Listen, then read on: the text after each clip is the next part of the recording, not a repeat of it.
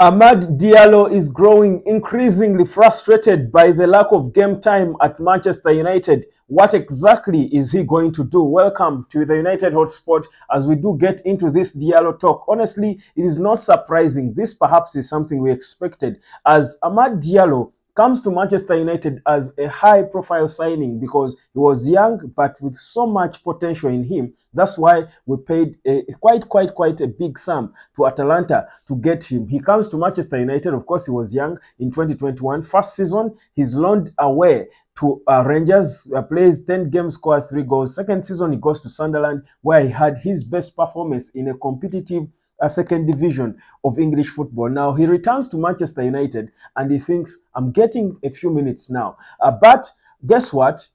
So many games later, Amad Diallo is rotting on the bench. Has only played 1 game off the bench since returning from injury, and that is against Nottingham Forest, a game we lost in the final day of the last game of 2023 of last year for Manchester United. He played well for the few minutes he was on, but ever since then, he has not got a single minute. Now, him and his camp are growing increasingly frustrated with what looks like favoritism from Erik Ten Hag, and him, just like Pelistri's agent, feel like Erik Ten Hag is not being professional in how he's handling them. And now they are trying to look for options. Yes, they are trying to seek for options because they feel like their player should be playing more. Amad Diallo is going to be entering the final year of his contract at the summer. When he gets in the summer, he will be going enter his contract ends in 2025. Of course, he's young and there could be plans to extend it. He's earning just about 1.5 million pounds per year, which is about just under 30,000 pounds per week. Those are his wages. But you see, for a 21-year-old player who is yet to really prove himself, but clearly has got potential, it's not about how much money he's earning. It's about playing football. Now, you think about Amad Diallo, and honestly, Diallo is good enough to start in teams like West Ham.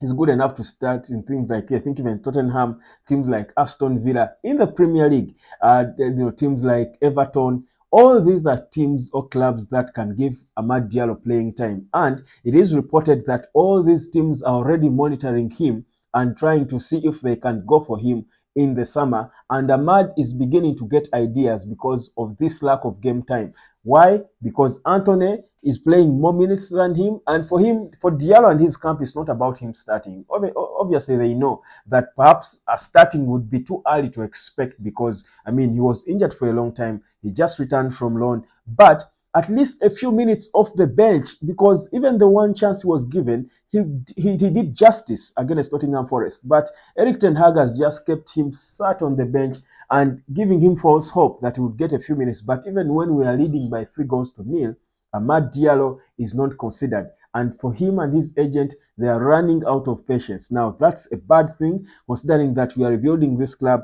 considering that we are looking at youngsters. And guess what?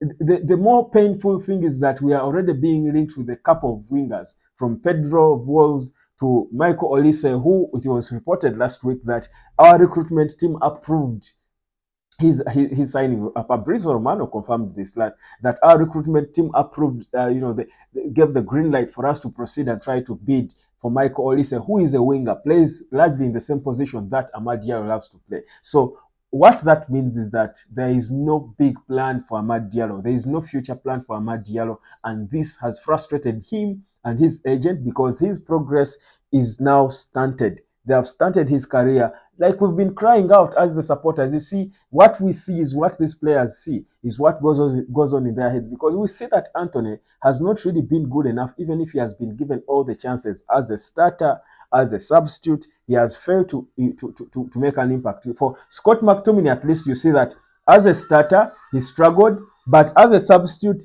he's doing the work. So probably he has figured himself out as not a starting player, but as a good impact substitute. Now for Amad, he's not even given a chance. But every day, day in and day out, Erik Ten Hag favors a struggling Anthony over a player who is developing, a player on his development. So his agent and the player himself are saying, we're not loving this. When I was at Carrington, honestly, I saw most of these players driving into Carrington. And Amad came in a white, I think it was a white Benz, Mercedes-Benz or a BMW, but it's the low a local, I don't recall, it was either BMW or Mercedes, but it was white, driven by a lady, probably the mom or the auntie, I don't know. And Amad Diallo's facial expressions alone tell you, they show you that this boy is not happy. This boy is not happy. But these kids play football to be happy. Amad Diallo's dad owns an academy in Ivory Coast. He's really been around football. All he loves to do is play football and be happy. But Erik Ten Hag is keeping him on the bench even when he has got every right to be demanding for a few minutes. Well, he may not go and tell the manager that I want to play, but honestly, there are games you look at and you're thinking, okay, Ahmad should be coming in here. His introduction, when will his introduction come? Because he flattered us with a few minutes, I think about 20 or 30 minutes against Nottingham Forest. The boy excited everyone. Even in that loss, I think Ahmad and Kobe were the positives in that game, if you do recall. Because Kobe was pulled off for Scott McTominay. People were mad. Ahmad comes on, brings a bit of joy and happiness, and boom, it's done. That's it. We never saw him again. Yet he's training well every day. They say he's training extremely well. I've been asking people at Carrington, asking them, what's the problem with Ahmad? And everyone says, we don't know. Maybe the manager has got a different plan for him. But you see, these players want to be on the pitch playing football, and they see when there is an opportunity for them to play football. Well, it's okay for us, for players, to be patient. But you see, how patient can you be? If you're a footballer, all you want to do is to play football, more so if you're training well. Amad Diallo, every day the people at Carrington tell you that he is always one of the most exciting players to look at the training ground. He's always one of the most impressive. He's beating off his players, scoring goals in training, assisting. He's exciting. He has got a good smile on his face while playing, a good attitude. Everyone loves him. He's energetic. He's hungry because he has not been playing for some time because of injury.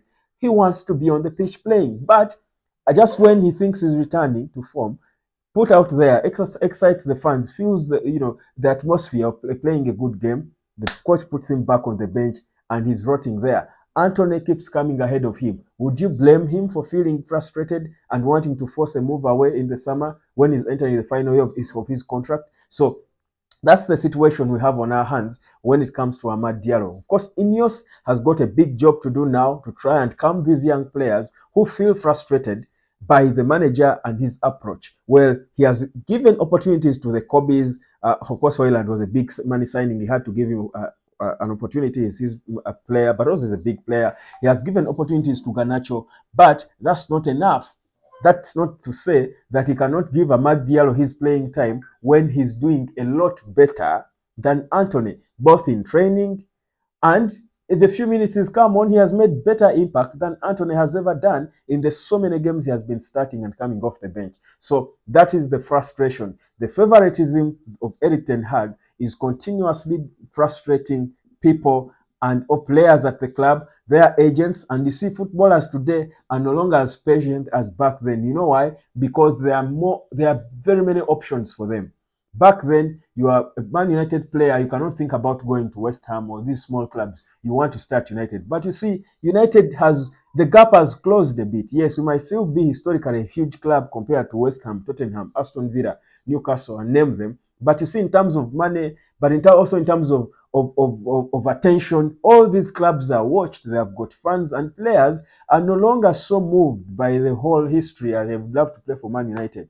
If you're not giving me playing time, and I think I deserve it, honestly, I would, frown and I would want to leave. That's exactly what's happening with Amad Diallo. Do we lose this player, or does Erik Ten Hag do the right thing and keep Amad and give Amad Diallo his much-deserved opportunity to play so that he comes down and stays at Manchester United? Because honestly, we cannot be linked to all these wingers. We cannot have all these wingers, yet we have a beautiful jewel seated on the bench getting no opportunity to at least fail. Give him the opportunity to fail if he's not good enough. But Erik Ten Hag seems not to want to protect his signings. Anthony, defending him in press conferences, and these players are saying, we've had enough of it, and let's wait and see in the summer if Erik Ten Hag continues keeping Amad Diallo on the bench until the end of the season, doesn't give him his opportunity. Trust me, Diallo and the conversation, the story I'll come here and give you might be different. The United Hotspot. Subscribe. My name is Webb, and let me catch you later, fam.